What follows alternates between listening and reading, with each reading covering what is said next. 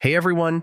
In this quick guide, I'm going to show you how to actually see the upload progress of your videos in Google Drive.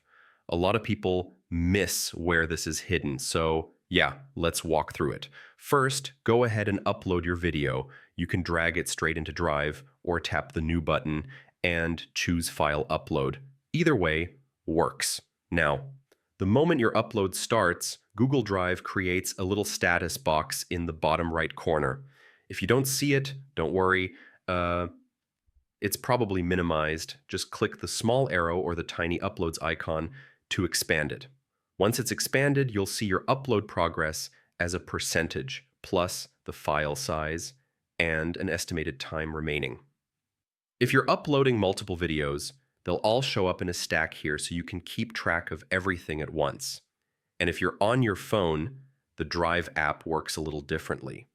After you upload your video, just tap the Uploads notification at the bottom. That opens a full list where you can see each file's progress in real time. When the upload is done, Drive will switch the progress bar to a simple check mark. You can click the file name right from that panel to open it or move it into a folder. And that's pretty much it.